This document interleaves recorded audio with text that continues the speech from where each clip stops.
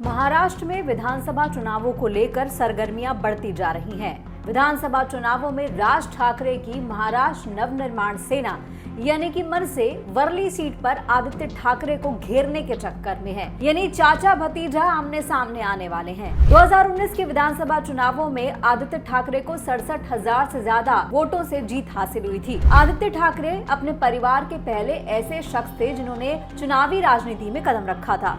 हालांकि लोकसभा चुनावों में उद्धव की शिवसेना के कैंडिडेट अरविंद सावंत को इस सीट पर लोकसभा चुनावों की हम बात कर रहे हैं उसमें सिर्फ 6,715 वोटों से लीड मिली थी और इसी को देखते हुए मनसे ने इस सीट से अपने प्रत्याशी को उतारने का मूड बनाया है। खबर तो ये भी है कि महाराष्ट्र नवनिर्माण सेना से संदीप देशपांडे को इस सीट से चुनाव लड़वाया जा सकता है और वैसे भी संदीप कुछ दिनों से वर्ली में काफी एक्टिव भी दिखाई दे रहे हैं। इंटरेस्टिंग बात तो ये है कि उद्धव के अगेंस्ट तो राज ठाकरे हैं ही, लेकिन कुछ टाइम से उनकी नजदीकियां बीजेपी से भी बढ़ रही हैं। तो ऐसे में माना जा सकता है कि दुश्मन के साथ हाथ मिला लिया है राज ठाकरे ने उद्धव के दुश्मन के साथ, तो जाहिर सी बात है कि कुछ भी हो सकता है। रिसेंटली राज ठाकरे ने इस क्षेत्र में अटके हुए विकास कार्यों को लेकर मुख्यमंत्री एकनाथ शिंदे से मुलाकात भी की थी। मुंबई दक्षिण लोकसभा में आने वाली वर्ली विधानसभा की बात करें तो थोड़ा पॉश एरिया आता है, मल्टी स्टोरी बिल्डिंग्स है, कई व्यापारिक संस्थान है, लेकिन वहीं दूसरी तरफ इस इलाके में पुलिस कॉलोनी भी है,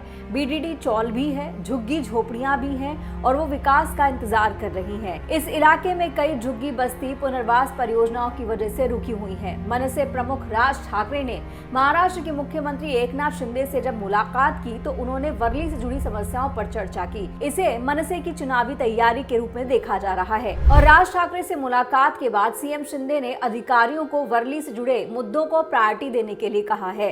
मनसे नेता देशपांडे वर्ली निवासियों की समस्याओं को दूर करने के लिए लगातार उनसे जुड़े हुए हैं, उनके कॉन्टैक्ट में है। 2019 के विधानसभा चुनावों की बात करें तो उस दौरान वर्ली से मनसे ने अपना उम्मीदवार नहीं उतारा था क्योंकि आदित्य ठाकरे अपना पहला चुनाव लड़ रहे थे, तो कहीं ना कहीं चाचा का दिल पिघला हुआ था, पसीजा हुआ था अपने भतीजे के लिए।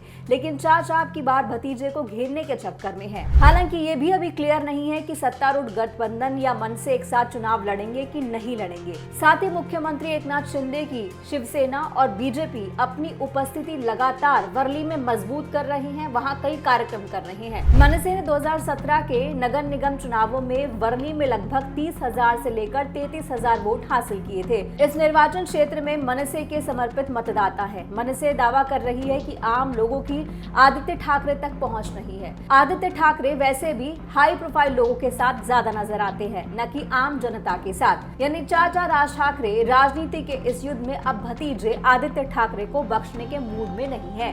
तो देखना होगा कि महाराष्ट्र की 288 विधानसभा सीटों के लिए इस साल अक्टूबर में जो चुनाव होने जा रहे हैं उसको लेकर भतीजे की क्या प्लानिंग है और उनके पापा उद्धव ठाकरे अपने बेटे को कैसे जीत दिलवाते हैं। इस खबर पर आपकी जो भी राय हो कमेंट बॉक्स में जरूर कहिएगा। नमस्कार।